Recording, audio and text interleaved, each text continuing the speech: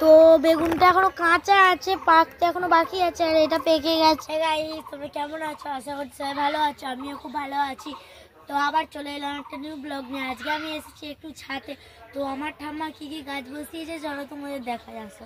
ওই গরমেতে ছাদে অনেক রোদ পড়ছে বলে আমার ঠাম্মাতে গাছগুলো ছাওয়াতে রেখে যাতে গাছগুলো রোদের তাপে না মারা যায়। দেখো এটা লেবু গাছ, এখন সবে ফুল ধরেছে, ফুল থেকেও লেবু হয়েছে। তো এটা কি লেবু গাছ জানি না আমি। আর এই দেখো আমাদের গাছে টমেটো, একটুখানি টমেটো পেকে লাল হয়ে গিয়েছে।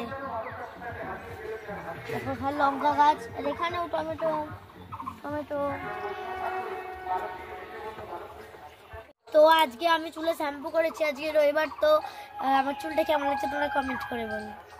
এই দেখো এই দেখো, তো এটা হাসি, এটা আমাদের পিছনের বাড়িতে থাকে, আমাদের ছাদে এসছে ঘুরতে। আমরা আসে একটা জিনিস দেখা, এই দেখো এখানে কত ছোট ছোট গাছে বেগুন ধরেছে। এই বেগুনটা হচ্ছে পেকে গেছে, এটা হচ্ছে কাঁচা আছে, এখনো কদিন পরে পাকবে। তো এখনো ফুলও ধরেনি গাছে। ঠিক আছে টাটা, আমি একটু মাঠে যাব, দেখা হচ্ছে পরের ব্লগে। ভিডিওটা কেমন লেগেছে কমেন্ট করবে, লাইক করবে, সাবস্ক্রাইব করবে। টাটা।